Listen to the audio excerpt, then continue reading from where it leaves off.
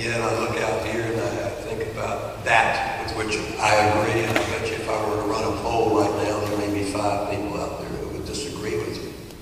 But the 5 people who might disagree with you might be the only ones anybody listens to in Raleigh or in Washington when it comes time to write the check.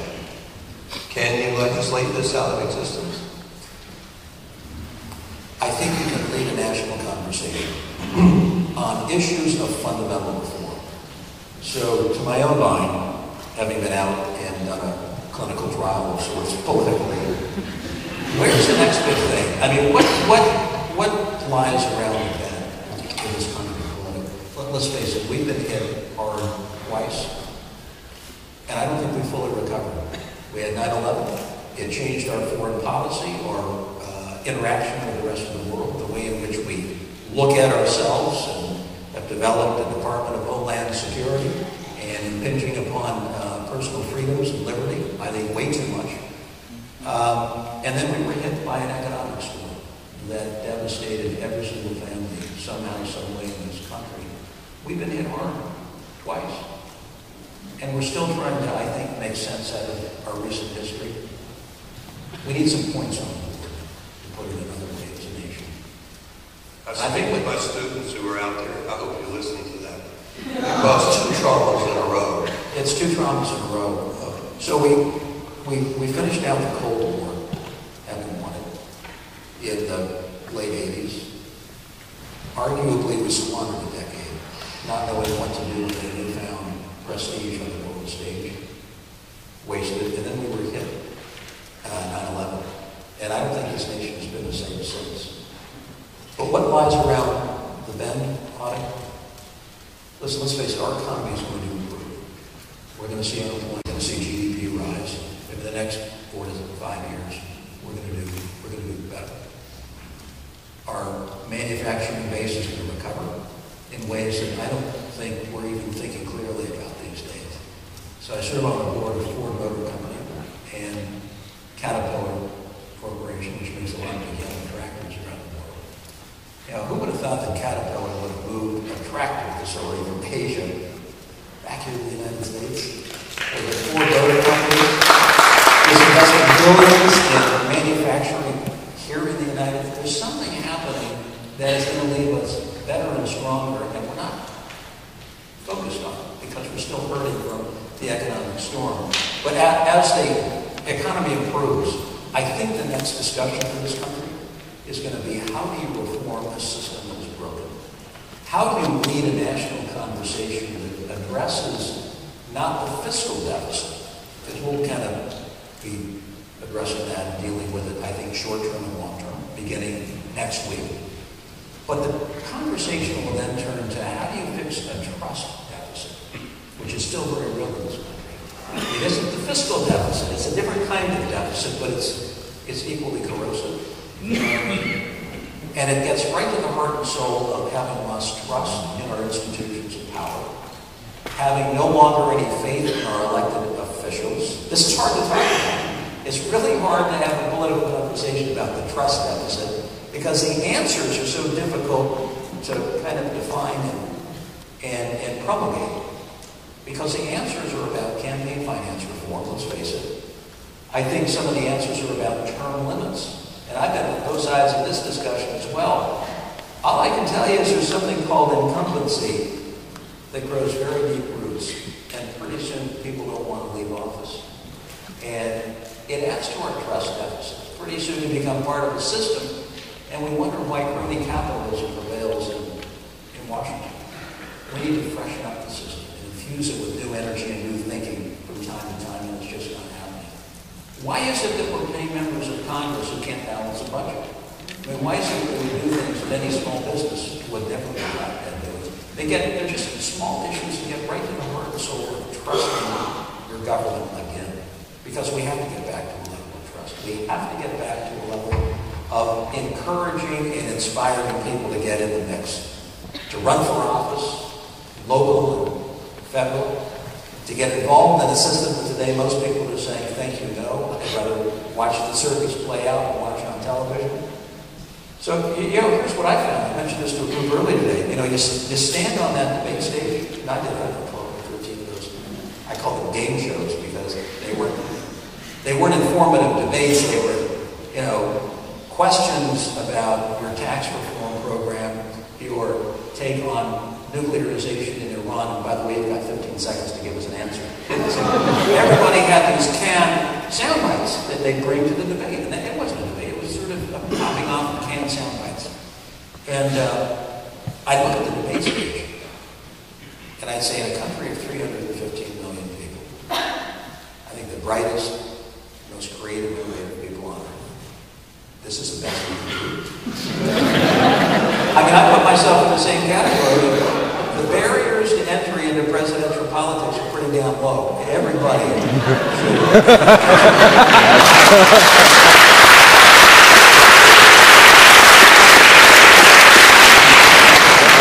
Again, out there, Governor, there are a few friends of mine who came, as I did, from another line of work called journalism, and thinking about barriers to public life.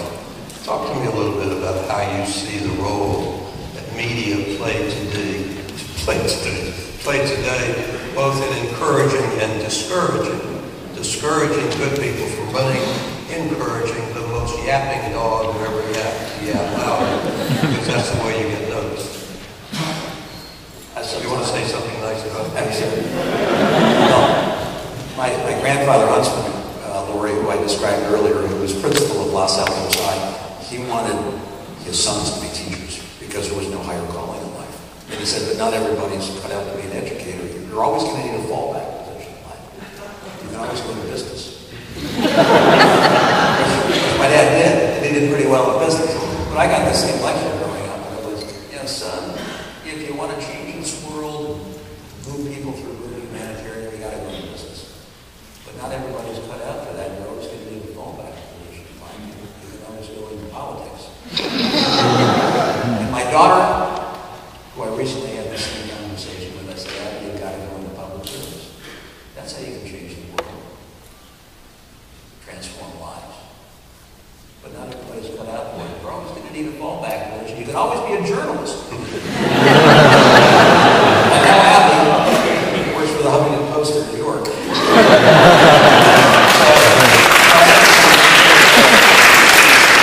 I have to be careful about what I say.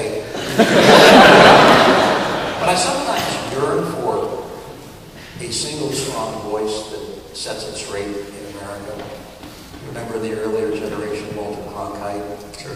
Whether the moon landing, Watergate, the Kennedy assassinations. It was always reassuring, whether it was jubilation or whether it was despair. There was always a reassuring voice that the nation rallied around and trusted. I don't know whose journalism who is in today's political market. Newt Gingrich. Show up at a political event, and here's the reality: a town hall meeting, everybody's got a camera. Everybody's taping. Everybody's trying to get a Q&A session with the applicant. And in some cases, they're members of your competitor's campaign, and they want to trick you out, and they want to get a little sound bite and a little part of video that they can turn into one of those crappy ads they put out. And so you say, all right, where are the journalists? I see some at the back of the room, but everybody else has a camera, and they're all trying to film some angle. They've all got some interest in it. We need responsible journalism. We need rigorous journalism. We need the kind of investigative and political journalism that seeks truth and the facts instead of frivolity. One of the big challenges, I think, in politics today is what constitutes fact. Everyone has their own sense of reality. It's something that you can't help but pick up on when you do 1,000 town hall meetings across this country. And people will stand up with questions, whether healthcare or Afghanistan, and everybody has their own set of facts. And everybody today can park themselves in a different alleyway of life and feed from an information source that seems to reinforce their own bias. We're all guilty of that. And they reinforce their own bias, they walk away saying, I thought that was right. I knew that was the case. And they take those reinforced biases to the town hall meetings without maybe broadening the horizon, without speaking to others, not of their political persuasion, to get a different perspective or a different take. That's what good journalism is. Good journalism makes you think, and it penetrates the issue beyond just the dramatic and the superfluous, which we have far too much of. I would love for you to keep talking, particularly to a large section of this audience along these lines, but what we didn't talk enough about, we, my being the one candidate nobody else saw, we didn't talk enough about in this presidential campaign was our real role in the world, as opposed to did you or did you not know what was going on in Benghazi or whatever. What are we to do? How are we to proceed? What is America in this post-war world, Cold War world that you describe, in this war on terror world, a wonderful phrase, terror? How are we to proceed? Are we to be eternally the hegemon who is going to be the one to which everyone turns? Are we to continue to be the person who sends in the troops? The moment I thought of truth on this subject, in a period you described, was when the first George Bush spoke of the New World Order that was to be constructed out of cooperation between nations. Do you remember that phraseology from George? Whatever happened to that? It fell victim to the New World Order. that thing that came out of the Cold War, the post-Cold War, where we didn't quite know what to do with all of our gains. And consequently, we lost the games. And then we were practically. And I think we've been trying to put together the pieces ever since. But I think what lies ahead for the United States in terms of our global engagement is a sense of whether or not the people of this country are prepared to engage competitively in what's going to be a highly competitive 21st century. So we're bogged down in the Middle East. We need to clean it up. We need to put the pieces back together again. We need to use a little more diplomacy and a little less militancy. We should have been out of Afghanistan a long time ago. We achieved our objectives.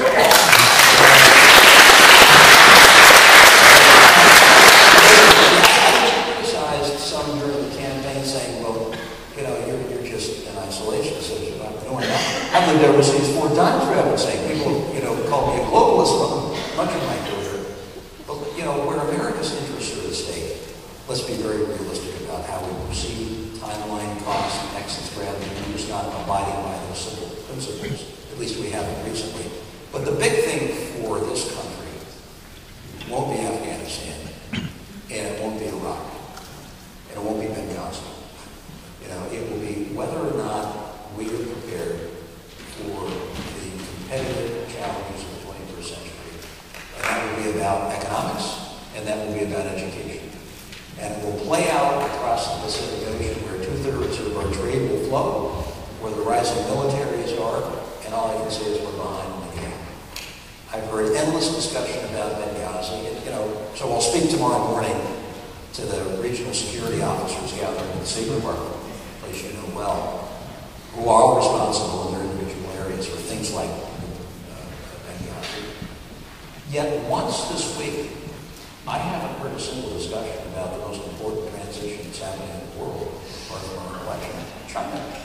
You've got the rise of the 5th generation of leaders, and the decisions they make over the next 10 years, based upon who gets put into power this week, will impact every single member of the next generation. Economically, from a security standpoint, culturally, we haven't even had that discussion in this country. I don't know why.